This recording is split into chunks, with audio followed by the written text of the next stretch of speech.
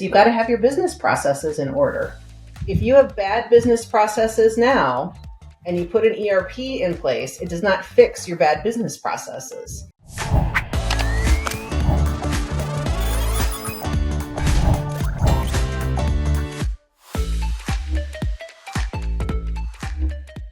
Hello and welcome to the Gross Profit Podcast. My name is James Kennedy. I'm the CEO, co-founder at procurementexpress.com. We take the hassle out of managing your company's spend without buying an ERP, which is the topic of our conversation today.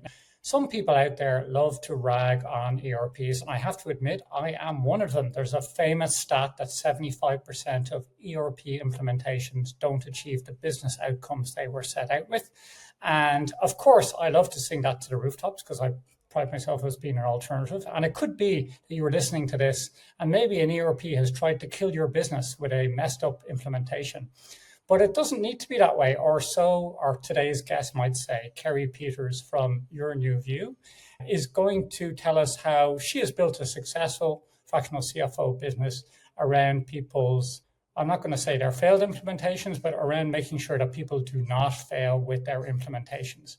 Very interesting in Kerry's story is that her heart is in delivering business value, while other people might be interested in just shipping you software and moving on to the next guy. So that's the big point of differentiation. And by having her customers in mind, she's managed to build a very successful practice. So if you're a fractional CFO yourself, you might be interested to stay around to the end to find out how she's built it up. So Kerry, you're very welcome to the show. Lovely Irish name there. Can you please introduce yourself by telling us something about you that not many people know? Oh gosh. So not many people know that other than talking about ERP software and financial reporting and all that kind of stuff all the time, when I'm not in front of the computer, I'm a beekeeper, and I have 5 beehives, and I keep myself and my neighbors supplied in honey all year with my funny little hobby. Yeah. Wow. So precisely 0 out of the 10,000 days or so I've been on this planet, I have woken up in the morning and thought, oh, I would love to have a bunch of insects in my backyard. So how do you get into beekeeping? What was Right. My grandfather was a beekeeper. And he actually was an award-winning beekeeper. So I learned a lot from him over the years. And once I had some land of my own, I said, I think I'm going to get some bees of my own. So I'm regularly out there on the weekend with a bee suit on and my smoker going.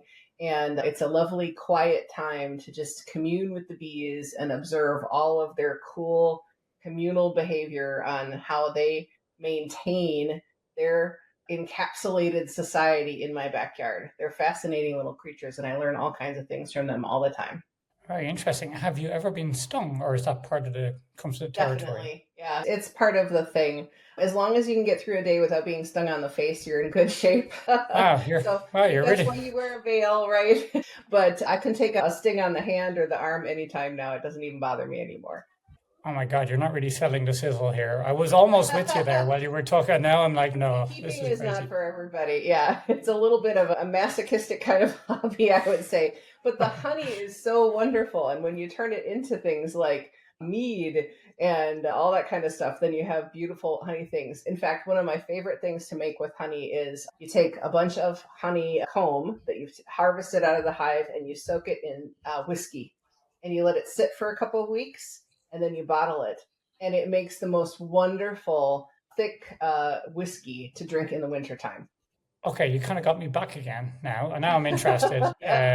Because that's what do they do that with? We have Irish whiskey over here, we're famous for that. But in the South, you guys have what? You have JD Beam or someone? Don't you guys specialize? There's Jim Beam, there's Jack Daniels, there's Hennessy. So there's lots of good whiskey choices. I like to try different whiskeys now. So I think in my cupboard from this last season, I've got 6 different whiskeys that I infused with this honeycomb. And I always save it for the cold days in the winter when we're in front of the fire, because you put a little ice cube in there.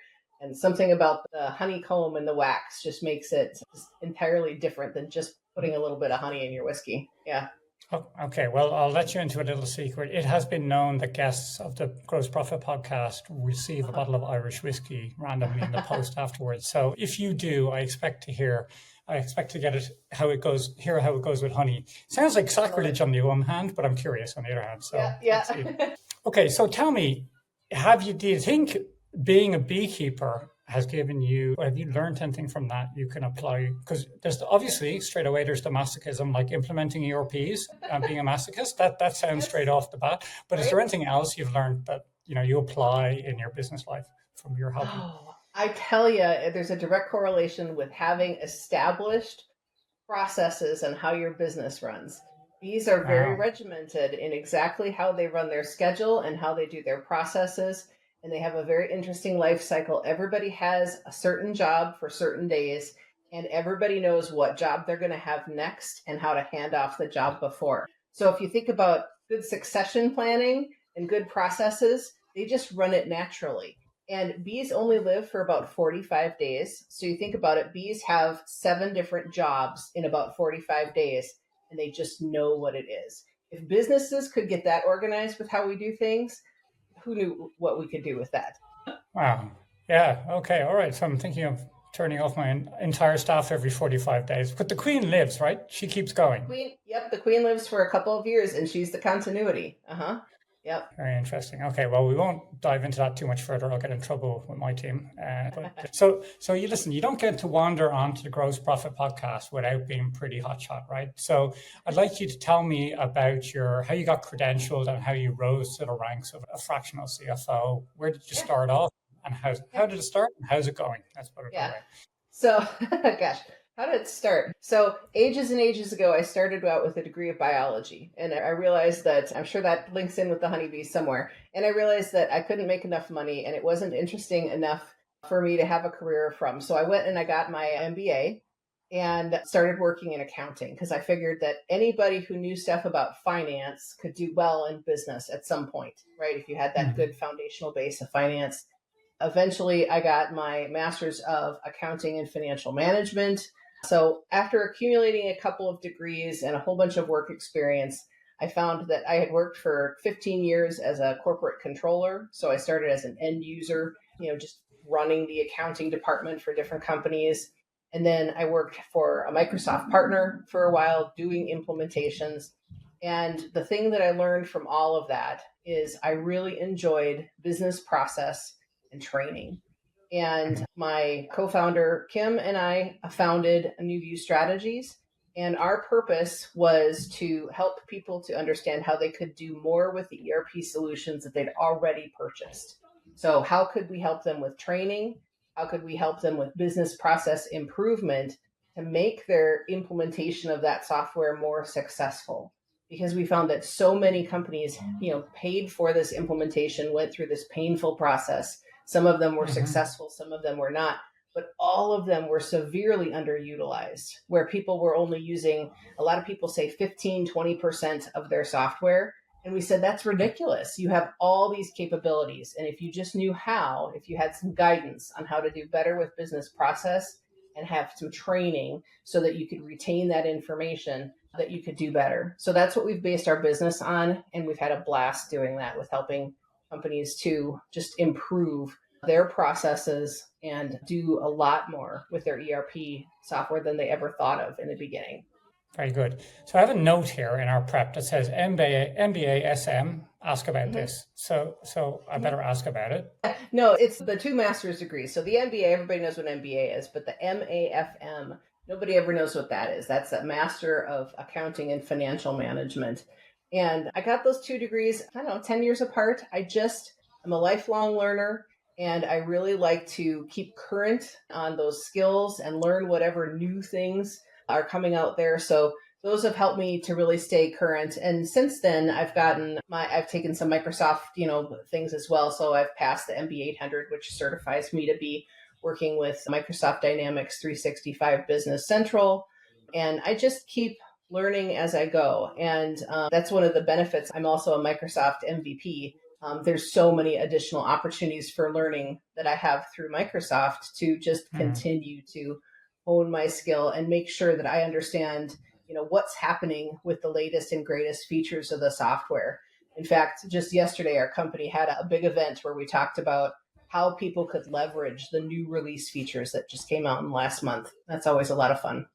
Okay. Now you mentioned something which I want to kind of take a little side path on here, which is that you said that, people buy an ERP, but they don't utilize it all, right?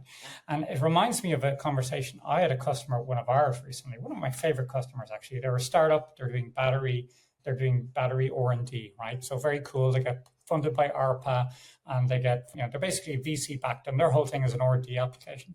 Yeah. And we're having a call. We're planning year ahead, and they were saying, we just want to make sure you're happy, or we're going to need this and that. Are you going to be able to help us? And I was like, yeah, this is great. And I was like, listen, if you don't mind me asking, you seem unreasonably enthusiastic about our purchase order management system. Like, I don't know, people normally aren't that.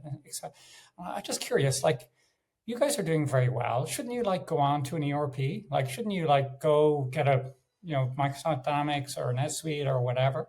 And they said something interesting to me. They said, yeah, well, you know what? We don't have a sales team. We don't have inventory. We're an R&D company. All we do is kind of purchasing. All we have to do is make sure the money we spent was spent well, and then move on, and we'll keep, and eventually someone else will buy us. And for them, they had decided an ERP was not the right decision, because they could buy one, but then they would leave 95% of it sort of fallow, Sure. right? Sure. So do you ever come across people that maybe shouldn't have bought one? Like, they were like, oh, they wanted to fix one. It was like a hammer for a tiny nail. It was the wrong hammer for a tiny nail. Do you ever come across that situation? Absolutely. And how do you know whether you should buy one versus actually maybe it's not for you, Right. I guess the question that I always have for people is, how many systems are you going to need to integrate separately in order to run your business versus having a single solution that can handle the majority of those things? You notice I don't say all things. So if you have a very simple business model, so your example, if they've got purchasing but no inventory, no manufacturing, no EDI, no website, right? So as I start layering those things on, if you have those additional complexities in your business, then looking at an ERP is smart, because you really need to start thinking about how many of these separate things am I going to need to purchase and either integrate to each other or reconcile manually to each other in order to keep track of them. I think every business owner goes through this process. So sit down and write down all of the pieces of software that you use, everything that you pay for, that you use to run your business. And especially with cloud-based software, I think that list is getting longer and longer. And the question that I always have is, how many of those things are actually talking to each other versus not? Once you get to that tipping point where it's too much to keep track of because they're not talking to each other, then that's my measuring stick for ERP. Businesses that are heavy in distribution and manufacturing, that kind of stuff, I think that's an easy decision to move into ERP. Businesses that don't, think about services, right? There's plenty of service-only companies. Do they need an ERP? That's a really good question to be asking, because some of them do not. If you have a simple business process, then you don't necessarily need to have that. Now, I'm biased because not only am I a Microsoft MVP, but I've used their products for 20 years. So I always say, if you're really invested in the Microsoft stack as far as continuity, and I feel like ease of adoption is good when you've already got people who are using the full Microsoft suite of things, and having a Microsoft ERP solution for that works well. But there are plenty of other softwares out there. If you're completely invested in Google Suite products, then maybe you're not going to want to move to a Microsoft ERP. But I have customers in almost every industry and every situation, small to large, and everybody's got their reasons for what that is. So there's a lot to consider. Okay, so maybe you could tell me a little bit. I mean, you've had a lot of experience now, but maybe you could tell me a bit about your biggest commercial success or your biggest career success so far. If you had to pick one, what would you point to?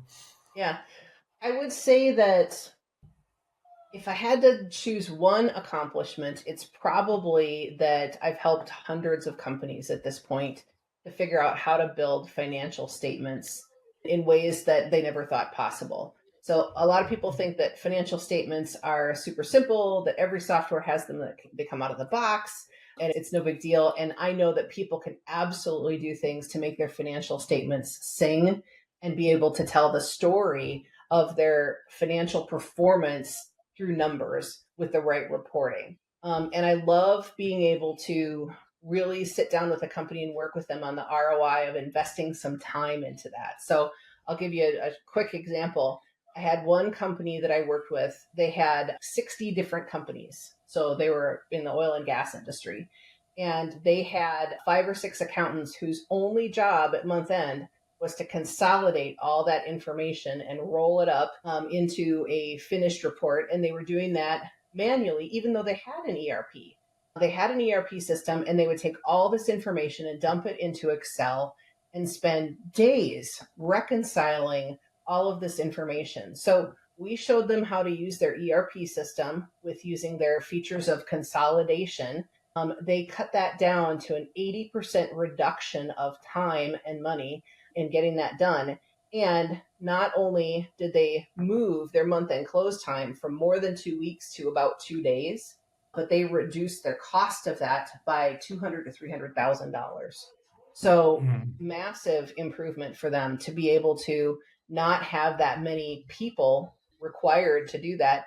And I'll tell you, not a single person lost their job. They had plenty of other work for them to do where they needed to do analysis and things that were far more value add than just adding these columns of numbers, in Excel for days and days to get to their results.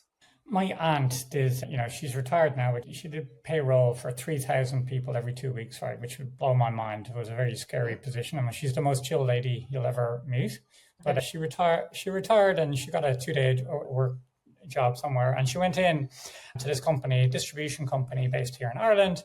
And, she was just brought in and she found this lady there her job was to basically copy and paste a number from one column, from one column to one row. And it was, it took like 2 days a week or whatever. And that was basically her job, And my aunt went in and showed her how to use a transpose, and that was it. And she looked at her aghast and shocked and in horror, saying, well, hold on, that's my job you just did in half a second there, this is the thing, right? So I'm curious, do you think that's a reason actually that when people try to implement ERP, there's a certain amount of what do you call that expression, like malicious compliance? That means that people just kind of are afraid they're going to lose their job. So they're like, well, I'm going to make sure this project doesn't go well. And, and let me put it in a more controversial way. How many people have you lost their job for them? Like how many, does it actually happen that way? I'm sure there have. Yeah, I'm sure there have. Because if you think about automation in general and the world in which we're in, jobs are being replaced by automation all the time. So, and I'm sure there are plenty of people that I have lost their jobs to some type of computer automation. I can't guarantee that when we say that we're going to save on headcount, right? That doesn't mean that people are going to lose their jobs. The thing that's really interesting in this last year or so is we've seen such a change in being able to find good qualified people, right? So if we think the world over, we have people retiring in larger numbers than ever before, and we don't have as many people to backfill. We don't have as many people going to college. And if we think about IT and accounting in particular, those two fields are taking a big dip in qualified people. And I used to follow the U.S. Bureau of Statistics numbers on all this kind of stuff to see, what would be the rate of accountants or IT professionals that we would need to backfill. And it's not possible to backfill that. So how do we do that now? We do that with computer automation, where we have more things like Copilot and Copilot agents that are able to automate some of those processes, and even just utilizing our systems more instead of less. And honestly, doing more value add activities, right? What's the value to that person who is typing that stuff in Excel, consolidating those numbers or moving paper around? If we can have more value add activities that are done by that computer, then we can fill that backlog of people that we need to keep our businesses running. So it's a different situation, I would say, even than 10 and certainly 20 years ago, where now using more computer automation is filling in for the lack of people that we have to keep up with company growth. Okay, great. Now, one of the things I love to do on this podcast is, we talk in the high level with the trends and so on, but I love the red meat. I love to actually talk about a case study. And you've got a fantastic case study about a CFO who was trying to figure out why his team was taking 2 months to close the books before you got there, I should say. And tell us a bit about this. Fill in the backstory. Where was this in the world? What industry was it? Like, why? How did you get connected in with them? Yep. So this was a publishing company in the USA. They were over 100-year-old publishing company. So they had a lot of legacy history. They had a lot of legacy employees. They had a lot of legacy paperwork. And they were really trying to modernize their company. And this CFO was somewhat new to the company, and he came in for a year or so and said, okay, I don't understand why it's taking my team, about 60 days to close the books. They didn't have a complex business model, but it wasn't simple. It was kind of in the middle of the road. And I sat down with the CFO to, talk through just a few things and figure out, how are we going to engage on this and how can we help? And within the first hour, I figured out what the problem is they had over 21,000 general ledger accounts on their chart of accounts. It was mind-boggling. And the amount of complexity in that chart of accounts was just massive. But the thing that was most impactful is that every single accountant had a 3-ring binder that had a paper copy of this chart of accounts. And it was about this thick, this 3-ring binder. It had tons of tape flags in it. And every accountant had that on their desk, but nobody else in the company even had a chance at figuring out how to code anything correctly. So they had a huge gatekeeping problem with this giant chart of accounts that only these accountants could figure out how to code things in there. And honestly, once we dug into it, they didn't understand how to code things in there correctly either. They spent an entire week or two evaluating the stuff that came out of their system to see if it was coded correctly and fixing the errors. So they had a massive amount of time in review and in corrections for a system that they could not possibly maintain. So they were about to engage in an ERP implementation. And we said, okay, when we do this ERP implementation, we are going to reduce your chart of accounts by a massive amount. We took it down to about 300 accounts, and we used dimensions. So we had things like cost centers and brands and customer segments, right? Different things with dimensions that we could use to more intuitively code where things were going, right? It wasn't account 01-810-53670-2, right? It was, that's going to office supplies for the finance department. Much easier.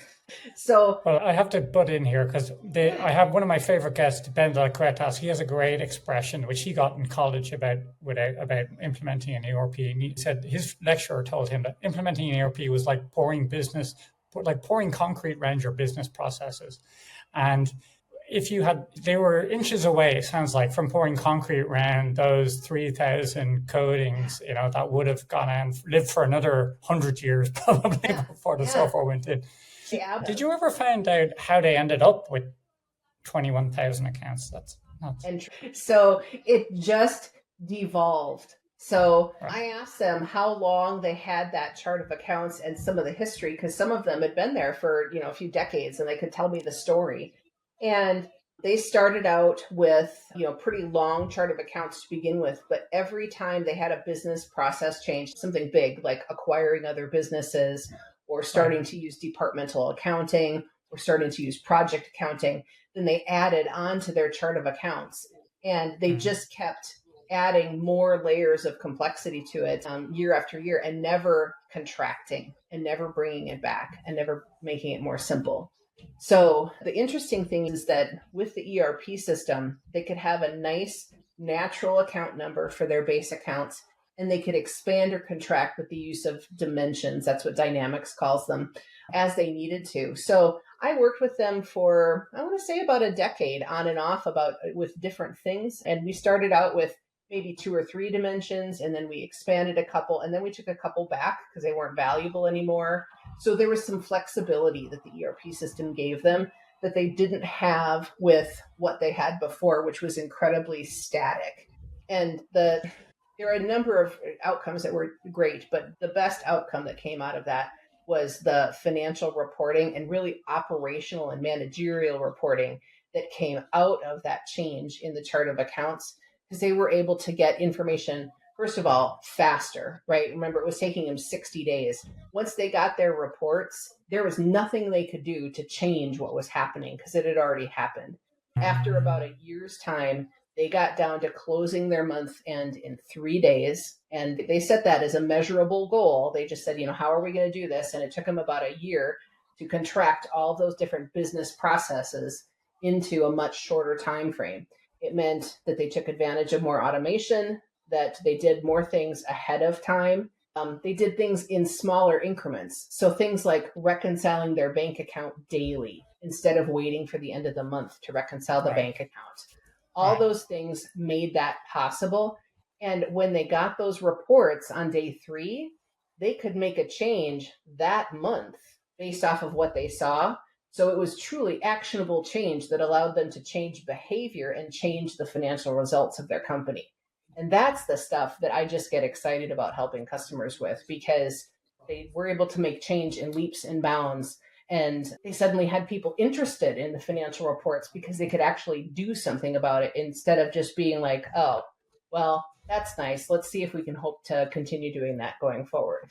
So I'm curious, what did their income statement look like with 21,000 accounts? Like, it must have been pages and pages, just the income statement, or? It was. So the CFO did a pretty good job of trying to summarize up all of that. They were a not-for-profit company, so they were very mission-based, and he had a board that was 28 members that he needed to report to every quarter. So he did a lot of interpretive financial dance, putting all this stuff into PowerPoint slides, right, to explain to these not-for-profit folks what was happening. And none of that came out of the system. If I recall, it used to take him a good week just to put that board package together. Yeah. So, yeah. And they were not viewed very favorably, right? So the finance department was a cost center to this company. They were in no way a strategic partner. They weren't helping to change the company. It's never good to be that department that everybody thinks poorly of because you're so slow. So just how these people were viewed after a couple of years of this, where it's like, okay, go ask accounting what they think about this forward initiative we have, because they've got the data and they can get to it quickly. That was in a sea change from what it used to be, where nobody would want to go into accounting because all of it was a bunch of filing cabinets that nobody could figure out what was in them. It always amazes me. I know it's much more common in the US to have a board of that size, like 28 or 30 or 15. In Europe, it's much smaller. 12 would be a big board, maybe. Yeah. And, but I think everyone knows, no matter, the side of effectiveness is, what's the 2 pizza rule? What's that Bezos used? That's probably 8 to 9 people. Yeah. So, that's an issue. I don't know why it's still happening, but it's an issue. How can you be? And in this example here, that's the problem with mission-driven companies sometimes get lost with, I don't want to say job creation, but like sometimes it feels like the purpose is, oh, we're doing great, we're employing lots of people, and it's easy to forget about the true mission, which oftentimes you can't put on an income statement. So that's why it loses out, right? You say, oh, we've got so many people, we did so many things or whatever, but then the intangible is harder to report upon sometimes. Yeah. But that's an amazing, if you can think of the impact, 3 months to 3 days, insane. Yeah. Imagine how much more, they were basically stuck in the mud. They couldn't do anything before. Yeah. Now at least they could be a lot more agile. Yeah. They really had to change their thinking about what their purpose was there and what they were accomplishing. And, really just understanding that becoming more efficient was a good thing. Because there was a lot of resistance and a lot of fear of job change. I had one lady, I just have to tell you the story. She sat very quietly, in a bunch of cubicles in the finance area, and nobody paid her a lot of attention. And I noticed every day I'd walk past her desk in the hallway, and she had this stack of papers that was probably up to her shoulder on the left side of her desk. And by the end of the day, it was sitting on the right-hand side of her desk up to her shoulder. And she was working very busily away. And I had no idea what was going on with the stack of papers. So my natural curiosity just got the best of me. So I sat down and talked with her and I said, hey, what are you doing? What is the task here? And her job was very important. She was dealing with invoice entry for a single vendor that sent them so they'd send them electronically and she'd print them all out and then she would type them all into the system and then she would take those printed things and put them in a filing cabinet. And I asked her a few questions like, who looks at those invoices and do they come up in the audit? And she didn't know, and no, they didn't come up in the audit. That's just her job that she was assigned. So I talked with the CFO. We made a single call to the vendor and we got them to send us a data feed of all those invoices so that they could just feed into the system. And we made some rules for review so they could be processed automatically. And that eliminated her task that she did. And of course, she was fearful that her job was gone. And we said, no, you've worked here for 30 years. You have a lot of knowledge about this company. We want you to evaluate this thing related to vendor performance. And she became just a rock star because she had seen all that stuff. She was absorbing a lot of the data as she went. And she became a really valuable member of that department who was doing something much more challenging and interesting than the data entry on that giant stack of paper every day. Awesome story. I love it. I love the visualization there. This wasn't Dickensian in London we were talking about. I'm guessing this was 1990s or 20 knots, I guess, was it? Yep. So that's a fantastic story. So let's move on a little bit to, your approach. We all know that most people mess up their ERP implementations, right? So with this experience now, how can they avoid this? What's your strategy? Right. So 3 things. I always encourage every company to make sure that they leave room in their plan for 3 things. The first, and these are things that are often cut. So they might be in the plan for your ERP implementations, and companies get over time and over budget and they get pressured to deliver and they cut these things really quickly. And I think that it's a big part of why they don't work. The first thing is training. A lot of times they'll skip training and they'll say, well, my people are fine. They're just going to pick it up and, we'll do a little bit of training right before they go live and, give them a little support after go live and they'll be fine. Lack of training causes user adoption failure. If people don't know how to do their job with the new stuff, if they don't understand, they're either going to create a workaround to figure out how to do it their own style, or they're going to just go back to the way they were doing it, which is probably in a spreadsheet outside of the system. So if you don't train your people, they're not going to be confident that they can do their job and they're going to fall back on some other thing so that they can be successful in doing their jobs. The second thing really is testing. That gets cut often, or people just don't take it very seriously. If you don't do the testing prior to your go live, you do not know that your system is working. And I think a lot of companies think that implementers just automatically know how to do things for their company. Implementers know how to turn the software on with the out-of-the-box features that come with the software. They don't know your business processes. They don't know your particular customer base or your items or the types of things you do. And no matter how much discovery they do with you in the beginning, they are not as invested as you are in making sure that the software works with your business processes. So your company has got to be involved with the testing and do testing more than once to make sure that when you turn everything on and you're actually doing business there, that it's going to work. And then the last thing really is, and this doesn't have to be with the implementation, this to me needs to be all the time, is you've got to have your business processes in order. If you have bad business processes now and you put an ERP in place, it does not fix your bad business processes. So there's tons of stuff that you can do. And in fact, I was just meeting with a company last week and we had some great conversations that they had some really bad business processes and they're ready to do a big re-implementation of software they already own. They're going to get a fresh start. I said, this fresh start isn't going to do you a darn bit of good unless you fix these business processes, because you've got people doing stuff outside of the system and you've got spreadsheets, all this kind of stuff that people are using. And that money you're spending is not going to be worth it if you don't fix those processes to be prepared for this next move. So there's lots of stuff they can do today. There's lots of stuff that they could do after the implementation. And there's a few things that they'll need to wait for because they're getting new functionality. But that's by far the minority. There's so much more that they can do up front just by fixing business processes. Okay, so I'm going to have a spicy take here, and you can chime in with your opinion, which is that, the salespeople get their CRM, the marketing people get HubSpot, the poor old finance people, what do they get, And having an ERP implementation, ironically, is a benefit on your CV, right? It's often the thing that will get you the next role. Like, hey, Sure. you've done Dynamics before. We're about to roll that out. We'd like to talk to you. It makes a lot of sense, right? Right. And for that reason, and especially now when someone new comes into a new leadership role in a finance role, they're like, wow, we're just spending whatever 200 grand on this new resource. What are they going to do? And they're like, well, hold on.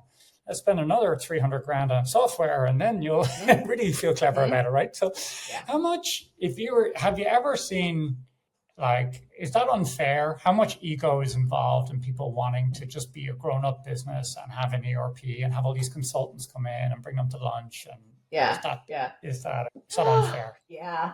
I mean, that exists out in the world. I'm a glass half full kind of person, James. So I like to think that people are trying to actually get something out of it, right? Instead of just trying to, I love it, the grown-up business where you get to use the big kid toys.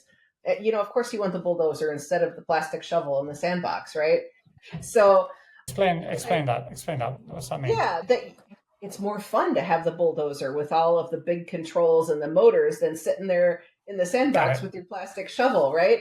So yeah, I'm sure there's ego involved, but I think that ultimately, when these are going to be successful, the best thing that people can do up front to really decide if this is the right move for them or not is do a return on investment exercise, right? So if you are keeping your business in, let's just say, spreadsheets, we're going to make it software agnostic. Yeah. How much effort does it take for you to put information into those spreadsheets and take information out of those spreadsheets to make decisions for your business or interact with your customers and vendors? And when you think about whatever solution you're going to have, whether it's a simple accounting solution or an ERP solution, what truly is the benefit with that, right? So what is the benefit of bank integration, right? We'll pick on a common finance one. If I was able to receive electronic payments from all of my customers and pay all of my vendors electronically, which is what all businesses should be, what does that do to my cash flow? If I have the ability to be able to pay my vendors the day they are due with no additional processing time or float time for things to clear, and I can take advantage of discounts because I'm paying them on the day things are due, how much cash does that change for my company? That's a giant benefit when we can get all the way down to affecting cash. But just efficiency in general, right? If I have the ability to work with my vendors using EDI instead of having Sue processing those piles of paperwork, right? How much happier are we with the amount of accuracy that we get in the system and with the amount of speed? Are we actually increasing the ability to, I'm thinking about a customer that I was working with last week, that they're taking 6 weeks to get orders out the door. And our goal with them is to figure out how we can take that down to less than a week in the next year, and what processes are not working for them that causes them to have to send things out in 6 weeks. A lot of it is upfront. It's pure procurement. They don't have the right things on the shelves because they don't have the right information in their system because they're using spreadsheets to manage the procurement side of their stuff. And their sales department is penalized because they can't get the stuff out the door. So all those things are decisions that I think are going to move you toward whether that's the right answer. Okay, great. So I'd like to use the last section here to talk a little bit, flip the script or break the fourth wall and talk about your own success as developing a practice, because you've sort of built it in a slightly unusual way, I would say. So could you tell us a bit about this, the size and scope of your practice that you built and how you built it? Because you had an interesting story there. Yeah. I would say that when we started, my co-founder and I and the other people we were working with had started as end users of the software, and we'd also worked for Microsoft partners. So we had that dual perspective of what it is like on both sides of ERP software. And it started from a point of frustration where we just said, we have our customers call us every day asking for help in figuring out, how do I do this new thing? And the new thing could be, maybe I'm bringing in a new company, or I'm starting a new product, or maybe I just know that I've got a process that needs to change. And the Microsoft partners didn't have the time or the staff with the qualifications to answer those kind of questions. And here we were working for these Microsoft partners, and we're like, well, we know how to answer those questions. Why can't we spend time on it? And from a business standpoint, it totally makes sense. Those implementation partners who are selling you software, their business model is to do implementations. So sell you software licenses, put it in place in a certain time period, and then get out. And they're not doing a whole lot of things with support and continued improvement and that kind of thing. And there wasn't anybody doing that. So that's really the kernel of what started things with our business, and expanding fractional services as part of that became just a natural outcropping from that. We had plenty of people who needed training, that we had plenty of people who needed management consulting, but at some point in the lifetime of their company, they would have a CFO that would leave, or an accounts payable turnover problem, and they would call us and they'd say, who do you know? And we'd say, well, you know us. What can we help you with? So we've done a lot of fractional work with fractional CIOs, helping with IT stuff, with fractional CFOs and controllers, and even going all the way down to AP and AR clerks and bookkeepers. Just being able to help companies because we have this specific expertise in this ERP software. And that's really the angle for us, is that we've got so much experience and professional time built in understanding this software from the beginning to the end, that when people call us for fractional services, our goal is to help them with their current situation, get them restaffed, and for us to move on. And while we're there, then we're helping them to improve processes and do those kind of things, so that we're always handing things off in a better state than when we started. When you say it, it makes so much sense. Like, on the one hand, you have people who run a business, right? That makes sense. So they're doing the thing, they're doing the do. The other hand, you have people who are selling software, but it's a distinct and unique skill set, which is changing the process to achieve the business outcome. Now, I know if you run a business, you should be able to do that, but that's not necessarily why you were hired, or not necessarily what you're brilliant at, like it's a different sort of mindset, some you want to, hiring someone to drive the train is different to the one to, whatever, design it, I guess. So, and I can see why you've been successful with it. So who should get in touch with you, Kerry, and how can they do that? Yeah, I would say anybody who is looking to figure out how to improve their business processes is somebody who should get in touch with us. So we work mostly with customers who use Microsoft Dynamics 365 Business Central. That's really our niche. But we've worked with companies who don't as well, where they just say, okay, we just need help evaluating our business processes and understanding how we can improve. There's something that we do, which is just a business process assessment. And depending on the scope of the project, we'll sit down with a company and figure out, what are the recommended things that you could do now to improve? And we break it down into a couple of different things. Where are there things where we can see that you need training? Where are there things where you could do this yourself? And here's your plan for the things that you could do yourself. And where do you need maybe some additional help, either with more consulting for a deeper problem, or maybe you need some kind of an add-on or a different software, and you need to start evaluating what that looks like for your business. So there's business process is not that much different, business to business, industry to industry, and even software to software. And helping people to understand how that business process works is where we've been really successful, and we love to help companies with that. Okay, so Kerry has a beautiful website, getyournewview.com, getyournewview.com, hard to say what I said, and they have a great testimonial section with videos. So I recommend you go there, have a look at the testimonials, hear it from the horse's mouth. I love it when people have videos and testimonials, because who knows whether those other ones are real, right? So that's awesome. Thank you very much for being on the show, Kerry. And thank you for listening this far into the show. Your special reward for being a dedicated listener is to be able to go to grossprofitpodcast.com. That's grossprofitpodcast.com/events. If you're a fractional CFO, we hold monthly mastermind sessions. What's a mastermind? You bring your business problems as a fractional CFO. We put you in a group of 3 or 4 other fractional CFOs. It's a great way for networking. And then you get some feedback from your peers. So it's a big success. Whether you're 1 year or 30 years in business, you can get something out of it. And we try and put people in the right cohorts there. So that's your special reward. You get to sign up for that this week.